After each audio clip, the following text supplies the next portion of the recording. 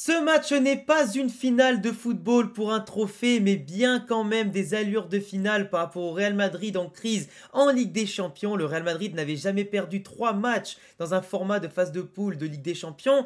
3 défaites sur 5 matchs, c'est quand même énorme contre Lille, contre Milan AC et contre Liverpool. Le Real Madrid a besoin de points pour assurer sa place dans les 24 premiers et jouer au moins les playoffs et les 16e de finale, mais a l'objectif de remporter ses 3 derniers matchs, 2 à l'extérieur contre l'Atalanta et Brest et 1 à domicile contre Salzbourg, pour espérer mathématiquement, suivant les simulations, avoir minimum 15 points pour avoir accès au top 8 et éviter, comme je le disais, des 16e de finale aller-retour qui déjà surcharge un calendrier qui est quand même déjà plus que compliqué à gérer au niveau des efforts, des blessures et de la récupération. Mais un Real Madrid aujourd'hui, les amis, qui va devoir jouer non pas à 100%, non pas à 150%, mais à 200% de ses possibilités contre une magnifique équipe de l'Atalanta chez elle, leader de Serie A, dans les premières équipes et meilleures équipes de ce début de saison en Ligue des Champions, et qui a très fière allure sous en tout cas les ordres de Gasperini. Un excellent coach qui les fait super bien jouer, comme on va détailler dans cette analyse tactique tout au long de la vidéo, parce que d'ailleurs, bonjour à tous, on se retrouve en tout cas pour l'avant-match de l'Atalanta contre le Real Madrid, un match qui pose sur le papier ces dernières saisons semblerait facile pour un Real Madrid, normalement plus conquérant individuellement comme collectivement, et au niveau de l'aura, du budget et normalement de la confiance, mais cette année pour l'instant tout est inversé. Pourtant l'Atalanta avait été notre ouverture de la saison avec la Super Coupe d'Europe qu'on a remporté 2-0, une équipe qui avait remporté pour rappel la Ligue Europa contre le Bayer Leverkusen de Xabi Alonso et qui les a empêchés de faire un carton plein d'invincibilité et un triplé plus que légendaire avec un 3-0 magnifique, mais l'Atalanta a vite déjoué contre le Real Madrid avec pourtant une équipe qui était valeureuse, qui a tenté des choses mais qu'on a su dominer, qu'on a su gérer et qu'on a su tuer au bon moment dans le match pour s'approprier un premier trophée pour le premier match de la saison, avec en plus le premier match de Kylian Mbappé qui avait marqué son premier but et qui nous a permis de bien lancer notre saison, en tout cas de la meilleure manière possible, et qui nous a donné confiance. Et là aujourd'hui, on traverse une crise un peu de résultats et de confiance dans le jeu, avec un mauvais début de saison en Ligue des Champions, un début de saison en Liga qui est compliqué, mais dans lequel on a quand même notre destin en main. Et aujourd'hui, l'Atalanta, peut-être comme un clin d'œil, peut nous offrir ce déclic, ce regain de confiance. Et ça, c'est quand même quelque chose d'assez important. Parce que après les matchs contre notamment Liverpool, contre Lille, contre le Milan ou simplement les défaites en Liga contre le Barça, contre Bilbao et d'autres équipes, il est temps aujourd'hui de voir un nouveau Real Madrid conquérant, qui peut battre aujourd'hui une équipe qui est quand même sur une série de 9 ou 10 matchs, je ne sais plus, sans perdre en tout cas, en ne faisant que gagner quasiment.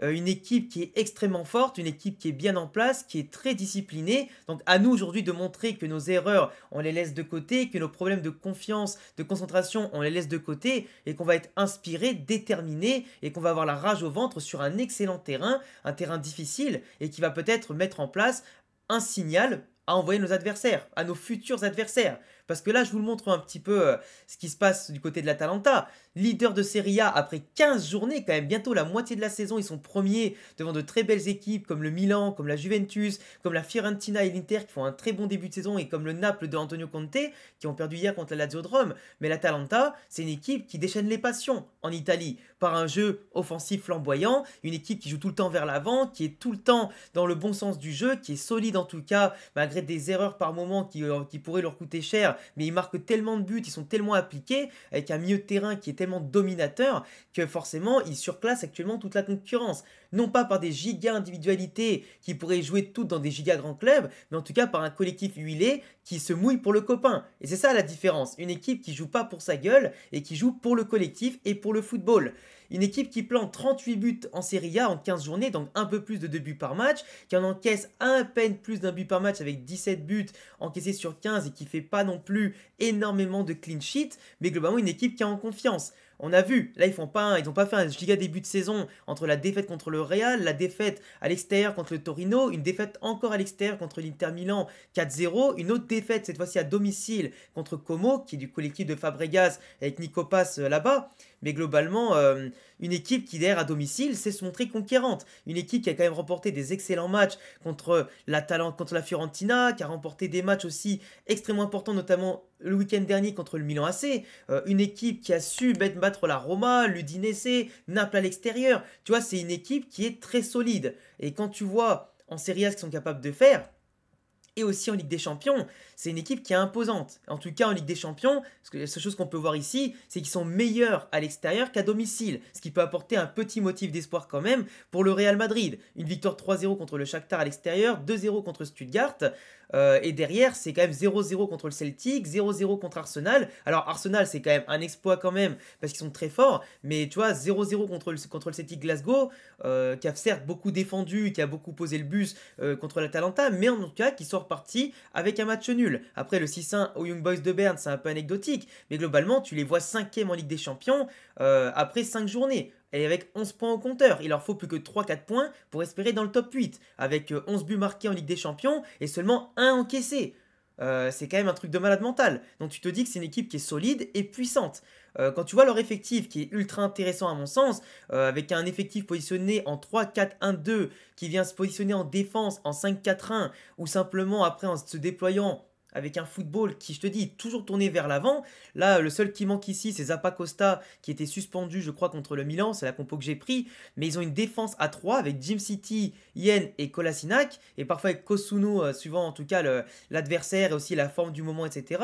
D'ailleurs, Jim City, je ne sais pas s'il ne sera pas blessé pour ce week-end-là pour le match contre le Real. J'ai pas eu de nouvelles particulières par rapport à ça. Mais dans tous les cas, c'est soit lui, soit Kosuno qui sera présent. Mais globalement, une défense qui est assez physique, une défense qui est assez imposante, qui est difficile à prendre à défaut une fois que tu es au duel avec eux. Donc une défense qui veille bien au grain, avec des pistons comme Ruggeri ou Bellanova ou Zappacosta, qui sont assez rapides, qui sont très bons sur les centres, qui apportent ce danger en partant de très loin, et qui savent très vite se replier, comme je le disais, avec une défense qui devient à 5 en phase défensive.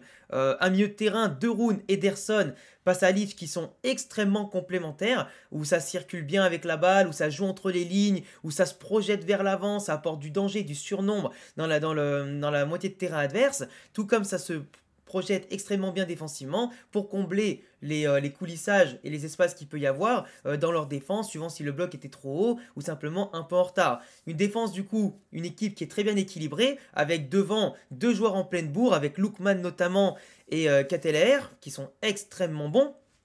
Extrêmement bon. Et là aussi, j'ai oublié, Matteo Retegui, tu vois, qui était remplaçant contre le Milan, qui est extrêmement fort, qui est d'ailleurs leur meilleur buteur. Et ils ont quand même aussi d'autres joueurs importants comme Scalvini, tu as aussi Nicolo Zaniolo, qui a marqué un très beau but contre l'AS Roma l'autre jour, et qui est présent et qui veut se relancer avec une très belle équipe de l'Atalanta. Donc tu vois, par rapport aux années précédentes, l'Atalanta a certes perdu quelques joueurs, mais surtout a su se remodeler, a su récupérer des joueurs revanchards. Et c'est ça aussi qui fait la différence. Quand tu vois, comme je te disais, les buteurs et joueurs importants, Matteo Retegui, 12 buts toutes compétitions confondues et 3 passes décisives. Lookman, 8 buts, 4 passes D. Charles De Ketelaere, 3 buts, 5 passes D. Martin De Roon, 3 buts, 1 passe D. Zappacosta, 2 buts, 1 passe D. Ederson, 2 buts, 1 passe D. Je vais pas tout le faire, tu vois. Mais globalement, une équipe qui marque avec ses attaquants, qui marque avec ses ailiers, qui marque avec ses milieux de terrain et qui marque avec ses pistons. Et même aussi ses défenseurs, globalement, sous coup de pied arrêté. Une équipe qui est dangereuse et qui vient de partout, avec des fautes en tout cas subies qui sont assez importantes, qui montre que c'est une équipe qui percute, une équipe qui va vers l'avant et qui ne se cache pas. Peu importe l'adversaire, ça joue vers l'avant. Rien que contre le Milan AC par exemple, où leur moyenne de statistiques en Ligue des Champions comme en Serie A, tu vois que c'est une équipe qui tire beaucoup au cage. 17 buts, enfin 17 tirs tentés, 8 cadrés. Donc une équipe qui non seulement tente beaucoup, mais qui en plus est très précise. Ça prend la possession, ça a une précision de passe assez importante, donc pour les pousser à la faute, ça c'est compliqué. Ils font quand même pas mal de fautes par match, ça faut pas le négliger. Pour une équipe qui a beaucoup de ballons, en général, ils font beaucoup de fautes. Donc c'est peut-être une équipe aussi qui peut être un peu tendue, qui peut manquer d'expérience par moment dans certaines zones, mais qui provoque aussi beaucoup de fois l'adversaire à la faute, avec de très bons coups francs, avec aussi pas mal de corners par leur jeu de possession et le fait que l'adversaire est poussé dans ses retranchements pour défendre. Donc c'est une équipe qui sait beaucoup se mettre en bonne situation, mais qui peut aussi par moment perdre un peu ses nerfs. On atteste aussi le nombre de cartons jaunes qu'ils reçoivent, même à domicile, tu vois, ils reçoivent quand même pas mal de cartons jaunes. Globalement, à domicile, c'est quand même 60% de possession en Ligue des Champions et 57% de possession en Serie A. Avec un taux de passe réussi important, un taux de duel aérien gagné important. Donc une équipe, tu vois, qui à domicile sait se faire respecter. quand tu vois le détail de leurs 38 buts marqués en Ligue des Champions et 11 buts marqués en Ligue des Champions, il y a beaucoup de buts à l'intérieur de la surface et comme vous allez le voir dans l'analyse tactique, ils mettent beaucoup de présence dans la surface. Ils mettent beaucoup de présence, ça vient de tous les côtés et il y a aussi beaucoup de joueurs, comme je te disais, qui se projettent pour aider les attaquants en soutien, pour les remises en retrait, pour en tout cas jouer sur les déviations. C'est une équipe assez importante. Ils marquent beaucoup de la tête parce qu'il y a beaucoup de centres, beaucoup de percussions dans la verticalité, il y a beaucoup de coups de pied arrêtés et forcément ça leur permet de marquer autant de buts dans l'intérieur de la surface que de la tête, etc. Ils provoquent très peu de pénaltys. C'est pas trop leur truc. Par contre, même les coups francs, c'est pas trop leur truc. Par contre, marquer de l'extérieur de la surface, ça ils savent faire. Et ça prouve que c'est une équipe en confiance qui est capable de marquer sur des inspirations géniales de certains joueurs comme Lookman, comme Retegui, comme De Roon, etc. qui n'ont pas peur de tirer de loin et surtout de se libérer des espaces contre les équipes trop regroupées ou les équipes qui viennent à trop les presser, tu vois. On a par exemple, comme je disais ici, beaucoup de présence dans la surface. Tu as 1, 2, 3, 4, 5, 6 joueurs de l'Atalanta dans la surface et qui prennent quand même le dessus par un bon comment on dit, avantage sur la taille, parce que les joueurs de l'Atalanta sont quand même assez grands en général. Tu as ici encore un but de Lookman, ils apportent tellement de présence, il y a tellement de joueurs bien placés et bien quadrillés dans la tactique que l'adversaire a beau être en surnombre, ils se font quand même surprendre. Là contre le Milan, ça a été 2 centres, 2 coups de pied arrêtés, 2 buts. Contre Naples, ils ont gagné 3-0, c'est une frappe de loin de Lookman qui va finir au second poteau, but magnifique. Et après, c'est encore tes débuts sur attaque placée, sur des centres et des reprises de volée. Donc, pour dire à quel point les joueurs sont vraiment assez en confiance. Donc, une équipe qui marche sur l'eau et ça se sent. Une équipe qui, en phase de possession, étouffe totalement l'adversaire. Contre l'AS Roma, ils ont gagné 2-0 en ayant marqué vers la 70e et un peu plus tard. Et quand tu regardes la présence des joueurs de l'Atalanta, tu en as 3 ici, 3 ici, donc ça fait 6, 2 ici, ça fait 8, et celui qui a la balle, ça fait 9. Donc 9 joueurs de champ sur 10 de l'Atalanta sont positionnés dans les 35 mètres de l'adversaire. Ce qui fait que là, tu as de la présence au cas où il y a un centre, tu as de la présence sur le côté là pour centrer, tu as de la présence ici pour écarter, et ici entre les lignes. Et forcément, si l'Atalanta perd la balle, ils vont avoir une possession tellement haute de base qu'ils vont étouffer l'adversaire sur un contre-pressing. Et c'est pour ça qu'après, ils ont un taux de récupération de balles haute qui est importante et qui vient provoquer encore une fois une perte de balle de l'adversaire et des situations intéressantes. Par contre, avoir un bloc haut, vous savez ce que ça signifie ? On voit avec le Barça par exemple, qui joue le piège du hors-jeu. Un bloc haut, ce qui signifie qu'à la perte du ballon, si l'équipe adverse arrive à avoir une qualité technique, une inspiration assez intéressante pour sortir de ce premier pressing à la perte du ballon de l'Atalanta, ça veut dire qu'en sautant ce premier rideau défensif, il y a énormément d'espace entre les lignes et dans la verticalité. Là, on voit Théo Hernandez qui a lancé dans la profondeur Raphaël Leao, qui a percuté jusqu'ici, qui l'a mis en retrait pour Morata qui a bien suivi, et ça a fait le but du 1-1 de l'Atalanta. Même s'ils ont gagné à la fin du match, ça montre des situations où il y a beaucoup d'espace, et ça on l'a vu dans d'autres matchs de Serie A. J'ai pas voulu en mettre 36 exemples, ça sert à rien, mais globalement ils ont beaucoup d'espace derrière entre les pistons et la défense à 3 qui se fait souvent prendre. Et quand tu as au Real Madrid Kylian Mbappé, Rodrigo, Vinicius, Brahim Diaz par exemple, ou les appels de Jude Bellingham, tu as beaucoup de situations où tu pourras prendre de vitesse l'adversaire. Avec Fran Garcia qui pourra sûrement se dédoubler plusieurs fois et pourquoi pas foncer, tu as beaucoup de joueurs qui pourront apporter ce qu'il faut au Real Madrid pour faire reculer l'Atalanta et simplement leur faire peur dans leur dos. Et pourquoi pas avec un peu d'efficacité s'il vous plaît, marquer en premier et les faire douter. Parce que si on marque en premier à l'Atalanta, croyez-moi qu'ils vont tellement vouloir se découvrir et jouer encore plus vers l'avant, dans une situation où eux doivent protéger leur place dans le top 8 et nous on doit jouer le couteau entre les dents pour tout gagner et remonter, que normalement là, le Real Madrid doit marquer en premier. Si on subit l'ouverture du score, on va se manger des vagues bleues et noires, les couleurs de leur maillot évidemment bleu et noir, sur nos cages pendant un bon moment. Et si on galère face à une équipe en confiance qui en plus ouvre le score chez eux à domicile, on va subir énormément. Et je pense même qu'on pourrait prendre une valise. Tu vois ce qu'on a subi contre Dortmund en perdant 2-0 à la mi-temps et en revenant après, ce qu'on a subi contre Liverpool, ce qu'on a subi dans d'autres matchs, contre Bilbao par exemple, si on ne met pas l'intensité, si on ne met pas le pied sur le ballon, ce qu'on a subi contre le Milan AC aussi, si on ne met pas l'intensité, le pied sur le ballon, qu'on ne met pas notre grinta et nos coronets, on va se faire plumer. Je te le dis, c'est pas la même Atalanta que la Supercoupe d'Europe. Et tu vois ici, on a quand même en défense une équipe de l'Atalanta qui, une fois qu'elle recule, a quand même un bloc bas assez compact. C'est pour ça que pour moi, il faut leur laisser la possession du ballon pendant un petit temps, mais profiter de nos transitions pour les tuer. Parce que du moment qu'après ils sont en bloc bas, ils sont hyper compacts. Un but encaissé en Ligue des Champions seulement. En Serie A, 17. Mais ce que je te le dis, c'est qu'ils prennent 17 buts en Serie A, mais ils en marquent 2 fois plus ou 3 fois plus. Donc aujourd'hui, c'est pour ça qu'il faut marquer durant leur phase où ils jouent haut pour les battre à leur propre jeu. Et après, derrière, les attaquer parce qu'ils n'auront plus le choix de reculer. Même si eux voudront avancer, nous, on va tellement leur mettre de pression et tellement les mettre sur le fil du rasoir qu'ils vont devoir jouer à reculons. Ils seront un bloc médian, ils ne sauront plus comment attaquer comme il faut et comment défendre comme il faut. Et c'est là que le Real Madrid, avec son expérience, doit faire la différence. Le Real devrait jouer comme ça, je pense. Alors moi, je vous dis honnêtement, j'aimerais pas que ce soit cette composition-là. Parce que Rodrigo, il est revenu l'autre jour, il s'est refait mal derrière, il a été blessé, il a manqué Gérone. Vinicius, il revient à peine de blessure. Et moi, je préférais qu'il rentre à la 45e ou à la 60e si vraiment le match, on le gagne pas, il y a match nul. Parce que nous, il faut absolument qu'on gagne pour être dans le top 8, comme on le voit ici. 24e de série de Ligue des Champions.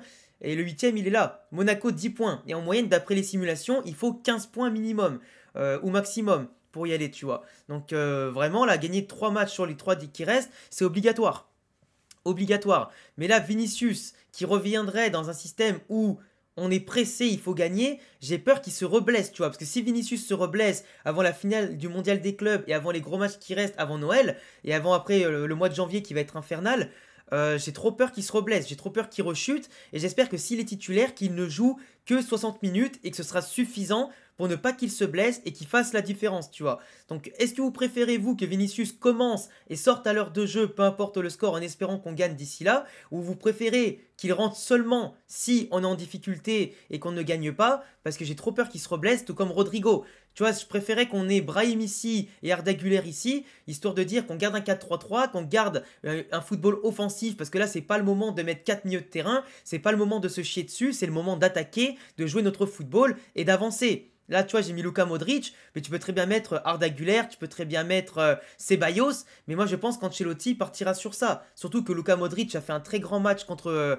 Gérone, surtout en deuxième mi-temps, parce que la première mi-temps c'était pas ça pour l'ensemble de l'équipe. Mais tu vois, je pense que là, il va garder Tchouaméni en défense centrale à la place de Rudiger. Moi, je préférais qu'il mette Raúl Asensio, vous le savez, mais je pense qu'Ancelotti, avec sa frilosité habituelle et le manque de confiance qu'il a envers Lucas Vazquez et Fran Garcia, je pense qu'il va miser à fond sur l'expérience entre guillemets et Tchouaméni en qui il voit plus un défense central qu'un milieu de terrain. Là où Valverde jouera plutôt milieu de terrain ici, après à voir ce que fera Ancelotti, peut-être qu'il mettra Modric en 6, chose que je n'espère pas, ou alors Ceballos en 6, qui peut être pas mal, et Valverde à droite pour compenser avec Vasquez, ça serait pas mal, ça serait pas mal. Ceballos en 6 et Valverde à droite pour compenser Vasquez et Rodrigo, ça peut être cool, ça peut être très solide. Mais bon, en attendant, à voir ce que Ancelotti pense, mais il va falloir jouer sur le côté compact, il va falloir se projeter, il va falloir faire le dos rond quand il le faut et marquer à la moindre occasion. Et là, Kylian, on compte sur toi, Rodrigo, on compte sur toi, Vinicius, on compte sur toi, et Jude Bellingham, qui est extrêmement en forme, avec en tout cas une position plus retrouvée, plus quadrillée, c'est aussi à lui de faire le taf, tu vois. Enfin bref, en espérant que Fran Garcia et Vasquez ne prennent pas l'eau de leur côté et que Rudiger ne se blesse toujours pas tout comme Valverde après l'enchaînement des matchs et que Courtois continue de faire du Courtois, c'est-à-dire de nous sauver le cul quand on est mélangé par l'adversaire quoi. Enfin bref, mon pronostic pour conclure la vidéo, je dirais un match folklorique du style un 3-1 ou un 3-2 pour le Real Madrid. En tout cas, c'est l'occasion de faire la différence, de montrer qu'on est le Real, qu'on est présent et qu'on doit tout gagner. Donc je vous laisserai me dire en commentaire ce que vous en pensez, votre pronostic. Et puis je vous dis à très vite les amis, n'oubliez pas de vous abonner, cocher la cloche, le petit pouce bleu et à bientôt pour d'autres vidéos. Ciao les refs.